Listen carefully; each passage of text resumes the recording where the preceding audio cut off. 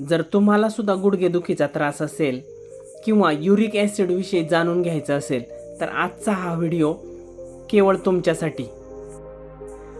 नमस्कार मित्रांनो, मी Shivraj busy but फिटकडून पुन्हा एकदा तुमचं स्वागत करतो।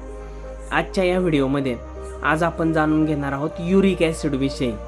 शरीरामध्ये युरिक ॲसिडची पातळी वाढल्याने कधीकधी अधिक आरोग्य समस्या उद्भवू शकतात।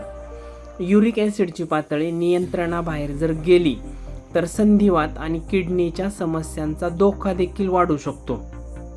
त्यामुळे शरीरामध्ये गंभीर गुंतागुंत निर्माण होऊ शकते। जेव्हा रक्तामध्ये युरिक ॲसिडची पातळी वाढते तेव्हा सांधे आणि किडनीमध्ये क्रिस्टल्स तयार होतात आणि जेव्हा पायाच्या मोठ्या बोटामध्ये युरिक ॲसिड क्रिस्टल्स तयार होतात तेव्हा गाऊटची लक्षणं तीव्र वेदना आणि सूज या स्वरूपामध्ये दिसून येतात। गाऊट हा एक प्रकारचा संधिवात आहे। तो रक्तातील युरिक ॲसिडचे प्रमाण वाढल्यामुळेच होतो।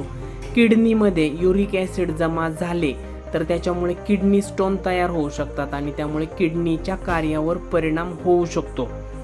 युरिक ॲसिडची उच्च पातळी दीर्घकालीन किडनीच्या आजाराचा धोका वाढवते आणि हाय बीपी, हृदयरोग आणि चयापचय सिंड्रोम हा धोका देखील वाढतो। महत्त्वाचं म्हणजे औषधाव्यतिरिक्त जर तुम्ही जीवनशैलीमध्ये काही बदल केले तरी सुद्धा युरिक ॲसिडची पातळी नियंत्रणामध्ये ठेवता येऊ शकते।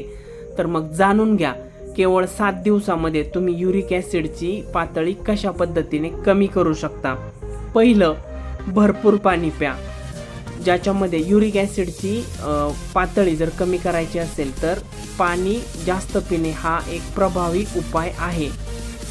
दुसरं, प्युरिनयुक्त पदार्थ कमी खा।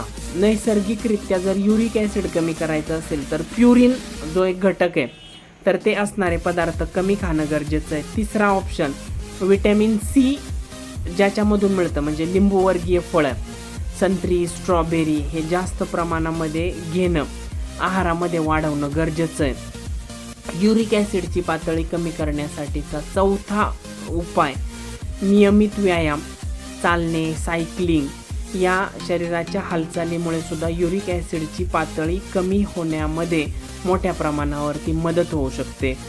सगळ्यात महत्त्वाचा आणि 5वा मुद्दा म्हणजे मद्यपान टाळा।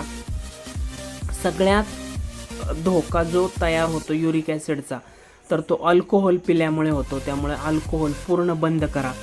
6वं, नैसर्गिक आहार घ्या, ज्याच्यामध्ये हळद, आले, काकडी याचा रससुद्धा पाण्यामध्ये पिऊन तुम्ही जर घेतलात तर युरिक ॲसिडची पातळी कमी होण्यासाठी नैसर्गिकरित्या मदत होऊ शकते।